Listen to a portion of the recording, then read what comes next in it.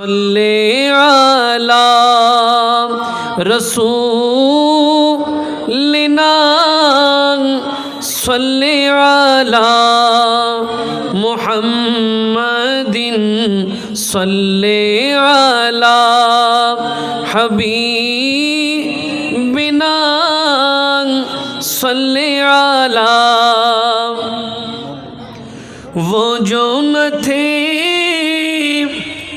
تو کچھ نہ تھا، وہ جو نہ ہو تو کچھ نہ ہو، جانیں گے وہ جہان کی، جانیں گے تو جہانیں گے۔ صلی علی رسول صلی علی محمد صلی علی حبیبنا صلی علی محمد সাল্লাল্লাহু আলাইহি ওয়াসাল্লাম। সবাই বলি মারহাবা, আরো চিৎকার দিয়ে বলি মারহাবা। এবার পড়ি সুবহানাল্লাহ, আলহামদুলিল্লাহ, আল্লাহু আকবার। সুবহানাল্লাহ, আলহামদুলিল্লাহ, আল্লাহু আকবার। সুবহানাল্লাহ, আলহামদুলিল্লাহ, আল্লাহু আকবার।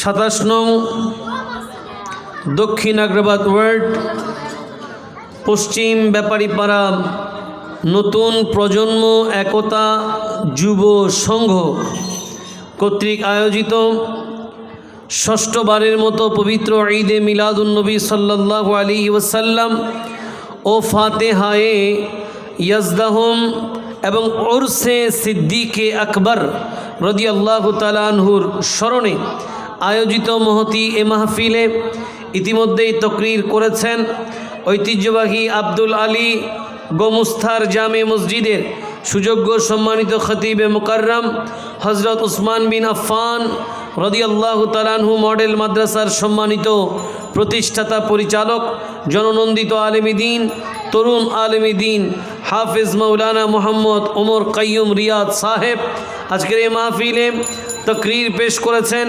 ঐতিহ্যবাহী নালারপাড়া বাজার গৌসিয়া জামে মসজিদের সুযোগ্য সম্মানিত খতিবে মুকাররম দারুত তাকওয়া ইন্টারন্যাশনাল মাদ্রাসার সম্মানিত প্রতিষ্ঠাতা পরিচালক তরুণ আলেমী দ্বীন হযরতুল আল্লামা হাফেজ কারি মাওলানা মোহাম্মদ শাকির রেজা কাদরি সাহেব কিবলা মুদ্দা জিল্লুহুল আলী আমাদের সামনে আমাদের পাশেই উপবিষ্ট আছেন আমাদের বড় আপনজন, দীর্ঘদিনের পরিচয় যার সাথে রয়েছে প্রবীণ আলেমী দ্বীন কারি মাওলানা মোহাম্মদ হুসাইন চৌধুরী সাহেব ইতিমধ্যেই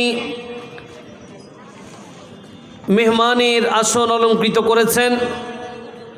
27 নং দক্ষিণ আগ্রাবাদ ওয়ার্ড বিএমপির সম্মানিত আহ্বায়ক জনাব কামালউদ্দিন সরদার সাহেব এবং যুগ্ম আহ্বায়ক আপনাদের এই এলাকার কৃতি সন্তান সিনিয়র যুগ্ম আহ্বায়ক বিশিষ্ট রাজনীতিবিদ জনাব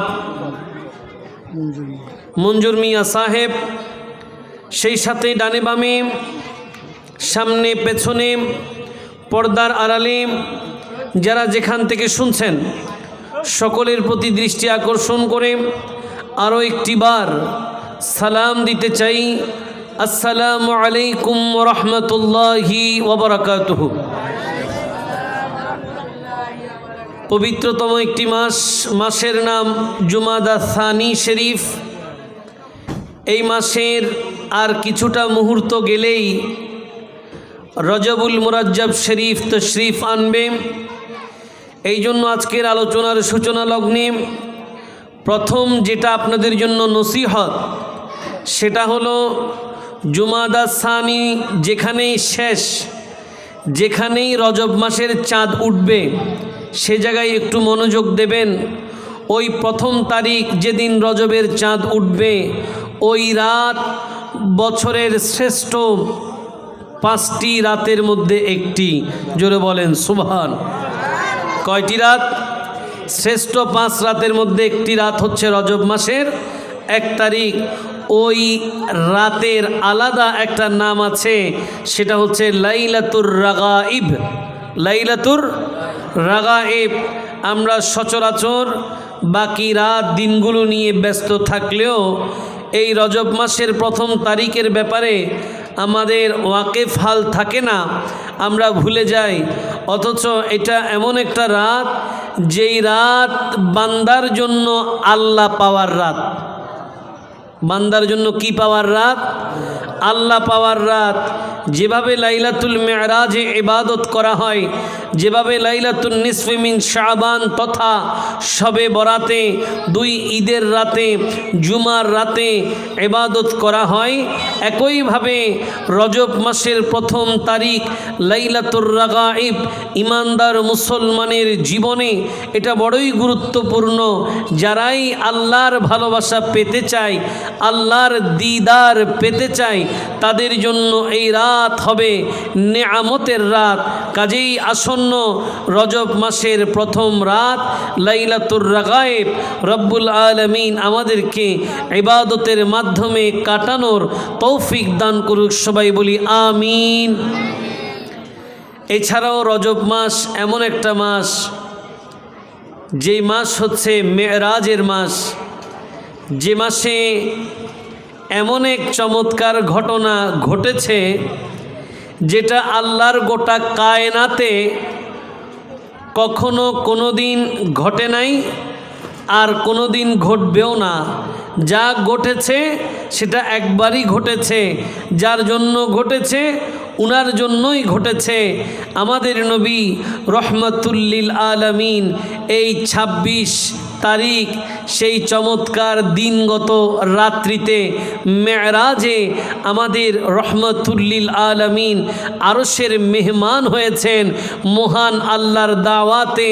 এবং সেই মেরাজ রাত্রি থেকে আসার সময় রব্বুল আলামিন শ্রেষ্ঠ নবীর শ্রেষ্ঠ উম্মতদেরকে মুক্তির সনদ দিয়েছেন নামাজ ফরজ করার মাধ্যমে। আওয়াজে বলেন সুবহান। কিসের মাধ্যমে? নামাজ ফরজ করার মাধ্যমে। উম্মত যদি নবীর মতো মেরাজের খায়েশ অন্তরে রাখে যে আমরাও নবীর মতো মেরাজ করতে চাই, আল্লাহর দিদার পেতে চাই, তো যদিও সেটা তো ওভাবে আর সম্ভব না। কেন? কারণ ওটা তো আলা বালা, উনি তো নবীদের নবী, উনি রসুলদের রসুল, উনার যেই মাকাম এটা আর কারো সাথে মিলে না। কিন্তু শ্রেষ্ঠ নবীর শ্রেষ্ঠ উম্মত হওয়ার কারণে রহমতুল্লিল আলামিন নিজের উম্মতদের জন্য আল্লাহর সাথে মেরাজ করার একটা রোড ম্যাপ তৈরি করেছেন, সেটা হলো নামাজ। এই জন্য বলা হয় আসসালাতু মিরাজুল মুমিনিন। নামাজ হচ্ছে ইমানদারের জন্য মেরাজ। ইমানদার যখন নামাজে দাঁড়িয়ে যায় একাগ্র চিত্তে রব্বুল আলামিনকে ডাকে, ওই নামাজ তার জন্য নাজাতের ওসিলা হয়ে যায়। এবং সেই আল্লাহু আকবার, ইয়া রাসূলুল্লাহ, ইয়া রাসূলুল্লাহ, জিন্দাবাদ জিন্দাবাদ জিন্দাবাদ। এবং এই নামাজ বান্দাকে আল্লাহ পর্যন্ত পৌঁছে দেবেন। কেন? রসুল আকরাম সাল্লাল্লাহু আলাইহি ওয়াসাল্লাম বলেছেন, ও আমার প্রিয় উম্মতেরা, তোমরা নামাজ এমনভাবে পড়ো যে নামাজে তোমরা আল্লাহকে দেখছো। সুবহানাল্লাহ পড়েন। কিন্তু নবীও জানেন এটা সব উম্মতের জন্য সম্ভব না। তাই বলে কি তারা মেরাজ থেকে বঞ্চিত হবে? না না, আল্লাহর নবী একটু সহজ করে দিলেন। হ্যাঁ, নামাজ এমনভাবে পড়ো যেন নামাজে তোমরা আল্লাহকে দেখো, অর্থাৎ এই নামাজ তোমার জন্য আল্লাহ পাওয়ার একটা চমৎকার মাধ্যম হয়ে যায়। কিন্তু এটাও তো বড় কঠিন ব্যাপার, নামাজে আল্লাহ দেখা। যদি সেটা না হয় তাহলে এমনভাবে নামাজ পড়ো যেন নামাজে তোমাকে আল্লাহ দেখছে। সেভাবে পড়লো, সেটাও তোমার জন্য কি হয়ে যাবে? মেরাজ হয়ে যাবে। রব্বুল আলামিন আমাদেরকে একাগ্র চিত্তে মন দিয়ে ভালোবেসে নবী প্রেম অন্তরে লালন করে নবীর শেখানো পন্থায় নামাজ আদায় করার তৌফিক দান করুক। সবাই বলি আমিন। নামাজ এমন এক নেয়ামত, নামাজের কথা কোরআন আল কারীমে 182 বার আল্লাহ পাক বলেছেন। কতবার? আল্লাহ পাক একটা কথা একবার বললেই হয়। কয়বার বললে? একবার বললেই হবে। মানলে আপনি ইমানদার, না মানলে বেঈমান। আল্লাহর জন্য কথা রিপিট করার কোনো দরকার। কিন্তু 182 বার একটা কথা বলার মাধ্যম এটাই আল্লাহ পাক বান্দাকে জানাতে চাচ্ছেন, এটা এমন নামাজ যেটা ছাড়া ইমানদারের জীবন অচল। এই জন্য রসুল আকরাম সাল্লাল্লাহু আলাইহি ওয়াসাল্লাম হাদিসের মধ্যে ইরশাদ করেছেন, আউয়ালু মা ইউহাসাবু বিহিল আবদি ইয়াউমাল কিয়ামাতিস সালাত। ও আমার প্রিয় উম্মতেরা, কাল কিয়ামতের কঠিন ময়দানে তোমার জন্য সর্বপ্রথম যেই প্রশ্ন হবে, ওই প্রশ্নটা হবে নামাজ নিয়ে। কি নিয়ে? এখন সেই প্রথম প্রশ্নই যদি আমরা না পারি, বাকিগুলো পারলেও তো আটকে যাব। কি বলেন, ঠিক কি না? পরীক্ষার হলের মধ্যে প্রথম প্রশ্নটা যদি কমন না পড়ে, মন কিন্তু সাথে সাথে খারাপ হয়ে যায়, ঠিক না? কিন্তু প্রথমটা যদি ভালো পারেন, বাকিগুলো এমনিতেই ভালো পারেন। কাজেই কঠিন কিয়ামতের ময়দান এটা পৃথিবীর সকল পরীক্ষার জায়গা থেকে সবচেয়ে বড় পরীক্ষার জায়গা হচ্ছে সেই হাসরের মাঠ, যেদিনের মালিক হচ্ছেন মালিক ইয়াউমিদ্দিন, রহমান রহিম রব, মহিয়ান গরিয়ান সেই মহান আল্লাহ, যিনি কাল কিয়ামতের ময়দানের মহান বিচারক। রহমতুল্লিল আলামিন বলছেন, উম্মত তোমাকে আমি সুপারিশ করব, সেটা ঠিক আছে, তবে তোমাকেও আমার উম্মত হিসেবে প্রমাণ করার জন্য কিছুটা কাজ তো করতে। শুধু দাবির মধ্যে থাকলে হবে না যে আমরা নবীকে ভালোবাসি, এটা শুধু দাবির বিষয়, এটা আমলের বিষয়, এটা বাস্তবায়নের বিষয়। রব্বুল আলামিন আমাদেরকে নামাজের মাধ্যমে আমাদের দৈনন্দিন জীবনকে সাজানোর তৌফিক দান করুক। সবাই বলি এবার একটু মহব্বতে আল্লাহুম্মা সাল্লি মৌলানা মুহাম্মদে ওয়ালা সাইয়্যিদিনা মাওলানা। এই জন্য কাল কিয়ামতের ময়দানকে ভয় পেতে হবে, আল্লাহর দরবারে দাঁড়ানোকে আমাদেরকে ভয় পেতে হবে। এই তাকওয়া, এই ফরহেজগারি অন্তরের ভেতরে রাখতে হবে। ইবাদত কারো বেশি কারো কম হতেই পারে, আমল কারো বেশি কারো কম হতে পারে, তবে আল্লাহকে ভয় করার ব্যাপারে কম হতে পারবে না। কি বলেন, ঠিক কিনা? আমার কথা বুঝতেছেন আপনারা? কষ্ট হচ্ছে? ইবাদত কারো বেশি কারো কম হতেই পারে, নামাজ কারো বেশি কারো কম হতেই পারে, এটা কোনো বড় বিষয় না, কিন্তু আল্লাহকে ভয় করার ব্যাপারে কম হতে পারবে না, ঠিক না? এই জন্য রব্বুল আলামিন কোরআন আল কারীমে সূরা সমূহের অলঙ্কার সূরা রহমানের মধ্যে এলান করছেন, যেটা দিয়েই আমি আজকের আলোচনা শুরু করতে চাই। আপনার সাথে আছেন তো? রব্বুল আলামিন এলান করছেন, বিসমিল্লাহির রহমানির রহিম, ওয়ালিমান খাফা মাকামা রাব্বিহি জান্নাতান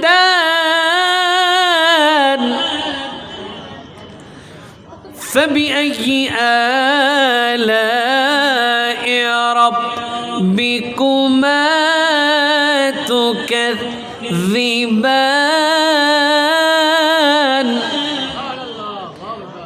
রব্বুল আলামিন হাকিমুল হাকিমিন পবিত্র কোরআনুল কারীমের মধ্যে এলান করতে লাগলেন ওয়ালিমান খাফা মাকাম রাব্বিহি জান্নাতান।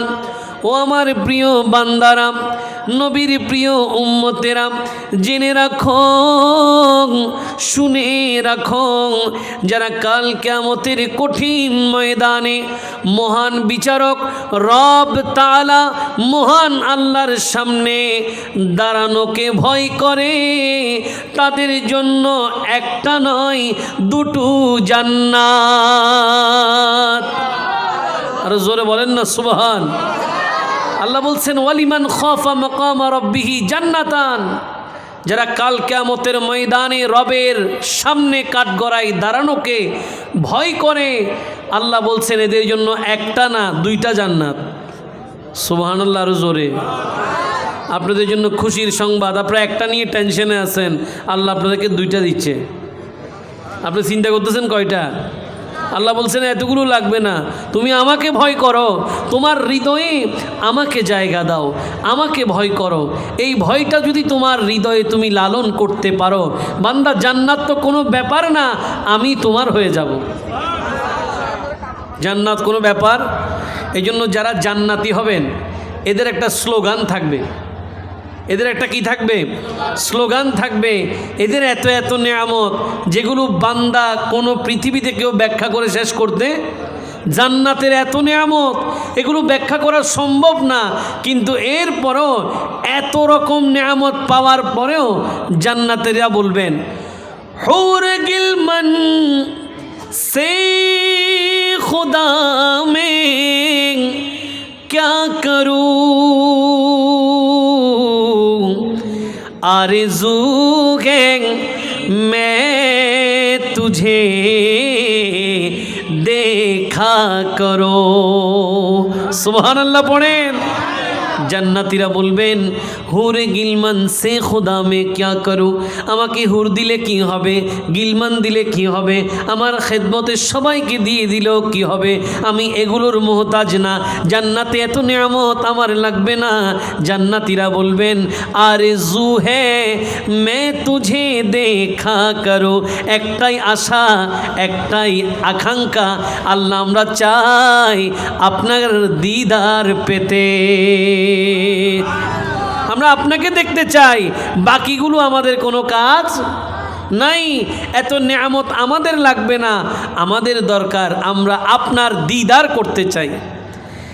সেজন্য রব্বুল আলামিন বলছেন ওয়ালিমান খাফা মাকাম রাব্বিহি জান্নাতান, যারা কাল কিয়ামতের ময়দানে আল্লাহর সামনে দাঁড়ানোকে ভয় করে, আল্লাহ বলছেন আমি তাদের জন্য দুটো জান্নাত রেখেছি। এবং এরপরে বলছেন ফাবি আইয়ি আলা এ রব্বিকুমা তুকাযযিবান, বান্দারে তোমরা আল্লাহর কোন কোন নিয়ামতকে অস্বীকার করবে। আমরা কি অস্বীকার করি? এই আয়াতের পেছনের একটা ঘটনা আছে। কেন এই আয়াত নাজিল হলো এটার একটা কি আছে, পেছনের একটা ঘটনা আছে। যুগের শ্রেষ্ঠ ইসলামিক স্কলার ইবনে আবু হাতেম ও আবু শেখ রহমতুল্লাহ আলাই, হজরত আতা রহমতুল্লাহ আলাই থেকে বর্ণনা করছেন। উনারা বলছেন এই আয়াতটা নাজিল হওয়ার পেছনে হজরত আবু বকর সিদ্দিক রাদিয়াল্লাহু তাআলা আনহু, জোরে বলেন না সুবহান। উনার ঘটনা কেন চলে আসতেছে, এটা আসতেই হবে। উনার আলোচনা বাদ দিয়ে এই সিজনে মাহফিল করা সম্ভব না। কেন? জুমাদা সানি শরীফ আসলেই ইমানদারের হৃদয় জেগে যায় সিদ্দিক আকবরের ভালোবাসায়। কি বলেন ঠিক কিনা? এই আজকে হচ্ছে কত তারিখ? 20 জমাদিউসানি, 22 জমাদিউসানি হজরত আবু বকর সিদ্দিক রাদিয়াল্লাহু তাআলা আনহুর উরস মুবারক। আল্লাহ পাক হুজুরের ফুয়ুজাত, বারাকাত, হাসানাত, রুমুজাত আমাদের সবাইকে নসিব করুক। সবাই বলি, যদিও এটা আমাদের কর্তব্য এবং খতিব সাহেবরা এটা করেন, প্রত্যেক জুমায় সিদ্দিক আকবরের আলোচনা আছে। আছে না নাই? খুতবাতে প্রত্যেক জুমাই হযরত আবু বকর সিদ্দিক রাদিয়াল্লাহু তাআলা আনহুর আলোচনা, ওগুলো আরবিতে হয় বলে সব আপনারা বুঝেন না, কিন্তু বাংলায় আমরা হয়তো 1 মাস 2 মাসে যা করা যায়। অনেকে আবার প্রশ্ন করতে পারেন যে হুজুর এখন পবিত্র ঈদে মিলাদুন্নবীর মাহফিল করতেছে পশ্চিম ব্যাপারীপাড়া তরুণ প্রজন্ম একতা যুব সংঘ, ঈদে মিলাদুন্নবী তো শেষ, ঈদে মিলাদুন্নবী কি? অনেকে বলতে পারে এটা যে ঈদে মিলাদুন্নবী তো রবিউল আউয়ালে না, এখন কি বলতে পারে না। একটা কথা জীবন মনে রাখবেন, ঈদে মিলাদুন্নবী সাল্লাল্লাহু আলাইহি ওয়াসাল্লাম, এটার মূল অর্থ কি? এটার মূল অর্থ হচ্ছে নবীর আগমনে আনন্দিত হয়ে কোনো আয়োজন করা। নবীজির আগমনে আনন্দিত হয়ে কোনো আয়োজন করা। যারা ঈমানদার এদের জন্য কোনো সেকেন্ড দিন রাত নাই, এদের জন্য প্রত্যেক দিন ঈদে মিলাদুন্নবী। সুবহানাল্লাহ পড়েন না। এই জন্য দেখবেন কেউ একটা দোকান উদ্বোধন করতেছে, একটা ছোট্ট একটা দোকান নিছে, হুজুরকে বললো হুজুর একটা মিলাদ ফরন ফরিব। কি ফরন ফরিব? তো মিলাদ কি? এই দোকানটাকে মিলাদুন্নবীর জন্য করছে, এ তো ব্যবসা করবে। কিন্তু ঈদে মিলাদুন্নবীর ওয়াসাইল নিচ্ছে কেন, ওয়াসিলা নিচ্ছে কেন? কারণ নবীজির কারণেই তো ঈমান পেলাম। সেই ব্যবসা শুরু করব, একটা দোকান নিলাম, ওখানে যদি একটু নবীর নাম না হয়, নবীজির দুরূদ শরীফ পড়া না হয়, তাহলে তো আল্লাহর রহমত আশা করা যায়? কেন যায় না? কারণ রহমতুল্লিল আলামিন বলছে, আমার কোনো উম্মত যদি আমার প্রতি একবার দুরূদ শরীফ পড়ে, কয়বার? রব্বুল আলামিন তার প্রতি 10 বার রহমতের নজর দেয়। কয়বার? পড়বেন একবার, নজর দিবে কয়বার? কে দেবে নজর? শুধু তা নয়, জীবনে 10টা পূর্বের গুনাহ আল্লাহ মাফ করে দেবেন। কয়টা? 10টা মাফ করে দিবেন পূর্বের। 10টা সওয়াব আপনার আমল নামায় লিখে দেওয়া হবে। দুরূদ শরীফ পড়লে এত সওয়াব, সেই দুরূদ শরীফ দিয়ে কি মানুষ দোকান উদ্বোধন করবে না? এই যে উদ্বোধন করার জন্য যে আয়োজন, ওটার নাম ঈদে মিলাদুন্নবী সাল্লাল্লাহু আলাইহি ওয়াসাল্লাম। ওইটা একটু ছোট, এটা একটু বড়। কাজেই এটা প্রশ্ন করা যাবে না ঈদে মিলাদুন্নবী এই মাসে কেন? ঈমানদারের জন্য প্রত্যেক দিন ঈদে মিলাদুন্নবী। কাজেই আমরা সেই দুরূদ শরীফ পড়তে রাজি আছি, যেই দুরূদ শরীফ পড়লে আল্লাহর রহমতের নজর পাওয়া যায়। সবাই একসাথে মন খুলে, একটা জবানও যেন খালি না থাকে, সবাই নবীজির প্রতি দুরূদ শরীফ। আল্লাহুম্মা সাল্লি আলা সাইয়্যিদিনা মুহাম্মাদিন নবী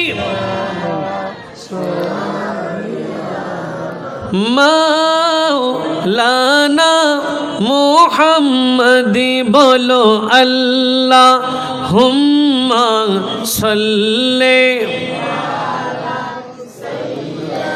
দিনা মুহাম্মাদিন নবী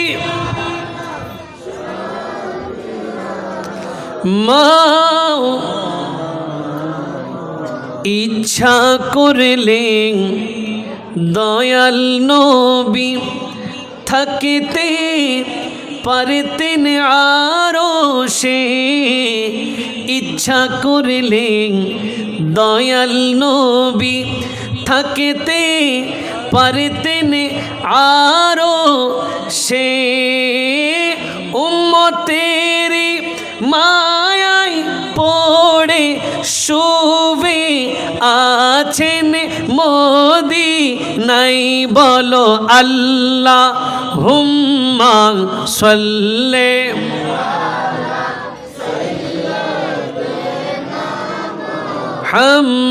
মুহাম্মাদিন নবী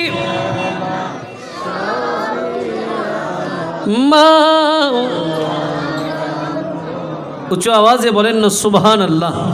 আল্লাহ আমাদের জবানকে আল্লাহর জিকির, নবীর দুরূদ শরীফের জন্য কবুল করুক। সবাই বলি আমিন। ভাইরা, আজকে আপনাদেরকে অনুরোধ করতে হচ্ছে, রিকোয়েস্ট করতে হচ্ছে যে একটু দুরূদ শরীফ পড়েন না, ঠিক না? এটা তো অস্বীকার করতে পারবেন না, আপনারা আমার ঘরের লোক, এটা অস্বীকার করতে পারবেন না। এতগুলো মানুষ সবাই যদি একসাথে আল্লাহর জিকির করে, এখানে আওয়াজ কম হবে না বেশি হবে? ঠিক না?